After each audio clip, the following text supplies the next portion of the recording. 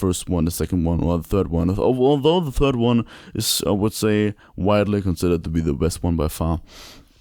So, watching the movies again when you're like a child, Gen Z, millennial, you can really appreciate them for what they are. You can appreciate them for what they introduce us, this new world with Jedi and clones and Emperor Palpatine being a chancellor, and Anakin Skywalker, Obi-Wan Kenobi of course being a highlight, and Jar Jar Binks not being the highlight. But as a child, you don't really have anything against any character as long as they are entertaining. And Jar Jar Binks was entertaining, just not in a very profound way, let's say.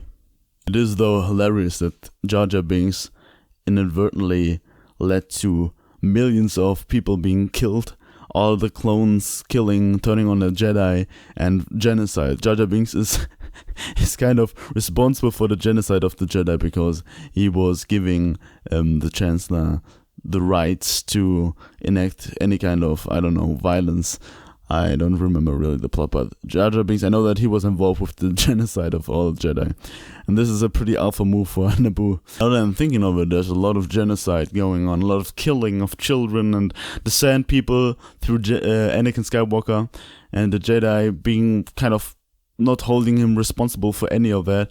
I don't know if he kind of kept it a secret, but it seems to me like that's like breaking a lot of laws, a lot of international spatial interplanetary laws are being broken by whatever the Jedi are doing on their own accord. I feel now, looking back, that the corniness of the prequels really had their own kind of set of charm that can't be replicated in any kind of way, because the prequels came from such a genuine place, I think, from George Lucas, who just wanted to make another movies. It's kind of like his children. He describes the movies that he made like his children, and also giving the franchise away, like giving his children to slavers, to white slavers.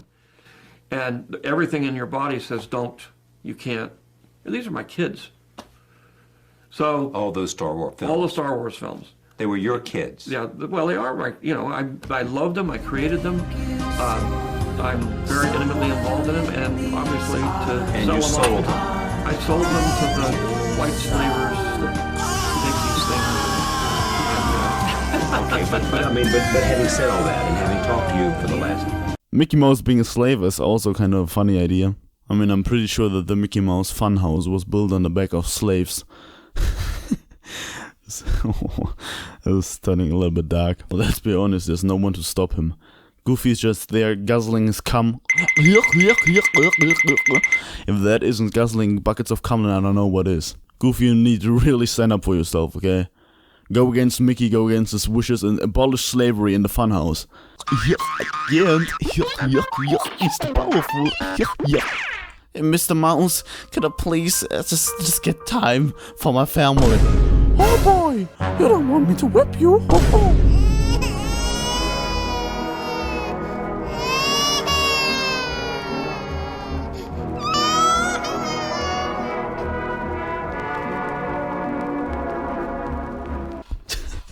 That's how I imagine the work on the Funhouse Mickey Mouse is going.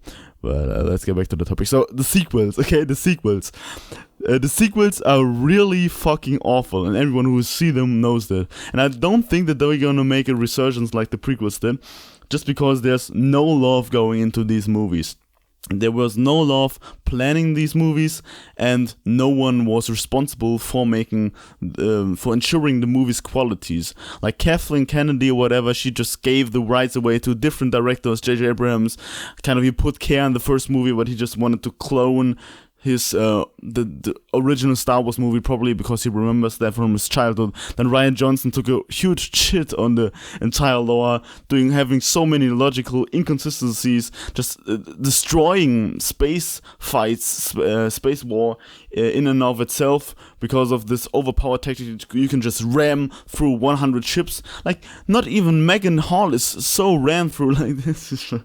The ships in Star Wars Episode 8, you know what I mean. It is impossible to really reconcile the movies with all of the lore that has been established before.